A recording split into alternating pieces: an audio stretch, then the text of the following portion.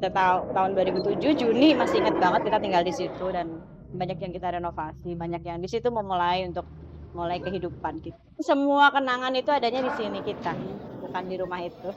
Nah untuk rumah di Rempoa, karena itu rumah Pipi Manana, Umi nggak bisa ikut campur. Umi doain, ya beliau mau tinggal situ lagi mangga, atau mau dia juga mangga. Pokoknya di mana Pipi merasa bahagia dan senang lah hidup gitu untuk terutama sama anak-anaknya.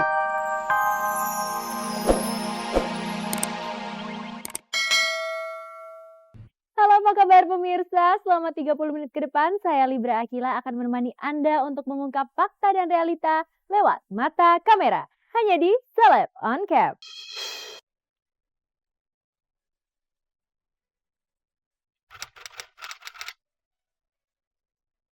Tekad Pipik Dian Irawati untuk bisa menjual istananya yang merupakan peninggalan almarhum suaminya Ustadz Jeffrey Al-Bukhari memang tidak bisa dibendung lagi. Meski pihak berwajib telah mengizinkan Pipik untuk bisa kembali ke rumahnya pasca insiden kebakaran beberapa waktu lalu, Pipik dan anak-anaknya lebih memilih tinggal di rumah penyanyi Rosa. Namun keinginan Pipik untuk bisa memiliki istana barunya akan segera terwujud karena kabarnya Pipik telah membeli sebidang tanah. Lantas, benarkah jika rumah yang pernah menjadi tempat tinggalnya bersama almarhum Ustadz Jeffrey di kawasan Rempoa itu dibeli seseorang dengan harga yang cukup fantastis? Nggak ke saya kali ya, mungkin ke asisten saya atau ke kakak saya, karena kan saya nyerahin ke mereka gitu. Ya memang pasti akan dijual. Ya ada orang yang mau aja gitu. Cuma mungkin agak dirapihin dikit aja, dibersihin, dicat lagi pun gitu. Karena kan kalau saya mau beli tanah pun juga nunggu rumah itu laku dulu. Ya udah, cuma nggak cocok harganya. Lagian kan begitu dapat juga, ayo deh nunggu rumah dulu laku. Emang bisa beli pakai daun gitu kan gitu. Gaung untuk menjual rumah memang baru santer terdengar pasca si jago merah melahap sebagian rumah almarhum UJ. Dengan alasan untuk menjaga faktor psikologis buah hatinya, mau tidak mau Pipik harus segera pindah dari rumah yang sempat menjadi persinggahan jiwanya itu. Namun benarkah jika keempat anak-anak Pipik tak lagi menginginkan tinggal di tempat mereka tumbuh selama ini? Waktu saya ke sana ngajak si Abizar juga, habis jemput dia di pesantren, terus ngajak Bilal nanya kenapa sih kesini lagi gitu. Ya mau beres-beresin, mau ngambil barang-barang yang masih bisa dipakai gitu. Tapi nggak tinggal sini lagi kan gitu. Emang Bilal nggak mau kalau tinggal di sini lagi, nggak mau katanya, takut kebakaran lagi, namanya anak kecil kan. Jadi ya sudah, saya pikir anak-anak saya pun juga udah nggak mau tinggal di situ gitu, dan ya udahlah memang harus hijrah gitu. Pun saya dapat tanah gitu ya, terus ya palingnya deket-deket, masih deket Jakarta Selatan lah, karena anak-anak saya kan sekolahnya di situ gitu ya.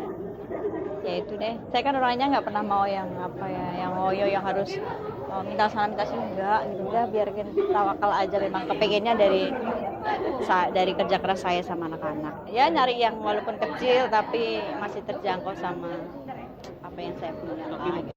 Sebagai ibu yang bertanggung jawab pada perkembangan jiwa buah hatinya, Pipik memang harus bergerak cepat merealisasikan keinginan anak-anaknya. Terlebih ide menjual rumah menjadi satu wasiat almarhum UJ sebelum meninggal dunia. Tidak hanya itu, Pipik juga sudah tak sabar untuk bisa membangun istana impian yang tak hanya untuk ia dan anak-anaknya, tapi juga bagi anak-anak yatim. Namun benarkah jika niat Pipik itu terbentur oleh bayangan masa lalu ibu mertuanya yang masih belum bisa melupakan sosok almarhum UJ? Itu sangat banyak kenang-kenangannya. Pagi terakhir menjelang belum meninggal dunia itu 2 malam berturut-turut kita ngobrol di meja makan. Pas Ambon masih juga ingat, masih kelihatan. Tapi apa mau dikata, ya kenangan sih boleh kenang-kenangan ya. Tapi kalau memang Pipik mau dijual, Umi nggak bisa untuk melarang, nggak bisa. Umi rindu aja dah, yang penting Pipik bahagia. Pipik senang hidup anak-anak. Bisa kebangun lagi, udah Umi nggak bisa ngebantu sama materi. Yang Umi hanya doa sama Allah aja. Mudah-mudahan Pipik biar sabar, tawakal. Sekarang udah jadi bapak, jadi ibu juga ngurus anak-anak. Mudah-mudahan banyak rezekinya, itu aja Umi. Ya kalau planning memang pengennya dijual itu rumah. Pengennya dijual, pengen beli tanah aja, dan tanah di situ saya bangun rumah dan saya bangun tempat istana yatim, seperti istana yatim lah. Jadi memang itu benar-benar rumah mereka gitu. Dan saya kepengen mati dikelilingi anak yatim saya gitu. Sebenarnya kan 2 tahun yang lalu sebelum almarhum meninggal juga tahu kok bahwa rumah itu mau dijual, itu tahu gitu. Almarhum yang nyuruh juga bahwa rumah itu mau dijual, mau nyari tanah, terus kita bangun rumah di situ, terus kita bangun istana-istana yatim, anak-anak yatim yang biasa kita santunin di luar, pengennya almarhum tinggal di situ bareng-bareng sama kita gitu. Almarhum pengen matinya dikelilingi anak yatim, dan saat ini ya mungkin ini cara Allah untuk mewujudkan semuanya dengan cara rumah kebakaran. Akhirnya ya udah, kita mau nggak mau hijrah, kita kepengen mewujudkan keinginan almarhum ya dengan kerja keras saya. Itu kan adalah haknya Umi ya, karena memang Umi Pipik yang punya hak di situ, yang punya kuasa di situ, artinya itu kan rumah-rumah Umi Pipik gitu ya. Ya terserah aja sih, kalau emang Umi pengen menjual, kalau emang itu yang terbaik buat Umi ya kita serahkan, kita hargailah pendapatnya beliau gitu. Rumahnya pasti banyak kenangannya karena saya pernah menuntut ilmu di rumah almarhum Uje dan Umi Pipik selama hampir setahunan lebih. Kemudian ya banyak kenangan di situ. Saya waktu awal-awal sedang memperdalam ilmu agama, kemudian kita sering bersendagurau di situ sama almarhum juga gitu. Dan suasana rumahnya sangat hangat. Tidak mudah memang bagi Pipik dan Umi Tatu untuk melepas semua kenangan indahnya bersama almarhum Uje. Rumah yang ditempati Pipik dan almarhum Uje sejak tahun 2007 silam itu seolah menjadi saksi bisu kesetiaan dirinya terhadap almarhum suaminya. Namun benarkah jika Pipik ingin lepas dari himpitan kisah indahnya bersama almarhum Uje? Dari mulai almarhum masih hidup juga pernah diiklanin ya. Kalau nggak salah tahun 2011, 2012 tuh pernah diiklanin dan pernah dipasang di iklan. Hanya mungkin beberapa saat nggak jadi. Jadi kalau misalnya setelah peristiwa kebakaran ini mau dijual, mungkin menyambung niat yang dulu almarhum.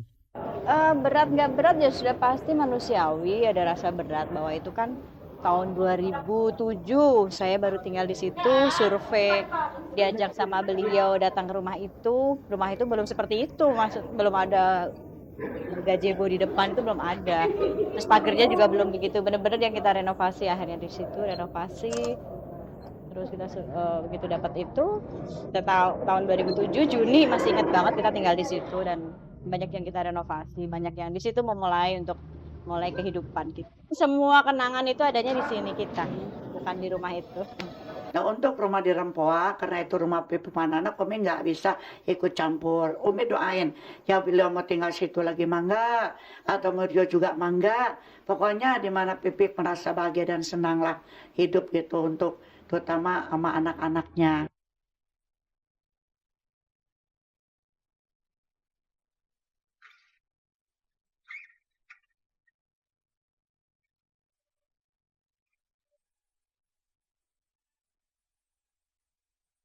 Malangnya nasib penyanyi sensasional Syahrini. Baru ingin menjajal sebagai pembisnis karaoke, tiba-tiba saja harus berurusan dengan Satpol PP Kota Tangerang. Namun benarkah jika dalam operasi penyegelan itu, petugas menemukan minuman beralkohol sebanyak 830 buah botol?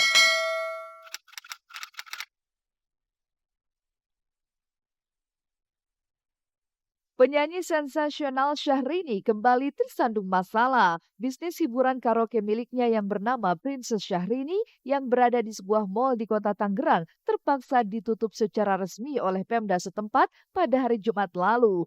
Penyegelan tempat usahanya ini ditengarai, sang Princess telah menyalahi 4 aturan Perda Kota Tangerang. Di antaranya, Perda nomor 17 tahun 2011 tentang retribusi perizinan tertentu dan melanggar Perda nomor 6 tahun 2012 tentang ketertiban umum. Dan kini tempat investasi sang pemilik Jambul Katulistiwa ini mau tak mau harus ditutup dengan garis polisi dan stiker penyegelan. Kalau informasi, karena itu kan tidak memiliki izin, tidak memiliki izin di situ, tidak ada IMB-nya, kalau tidak salah juga, AO-nya juga tidak ada. Oleh karenanya dari pihak Rantip ini juga melakukan penertiban. Pertama bahwa karaoke Syahrini telah melanggar Perda nomor 17 tahun 2011 tentang retribusi perizinan tertentu, baik itu HO maupun IMB. Yang kedua juga Perda nomor 6 tahun 2011 tentang ketertiban umum dalam pasal 34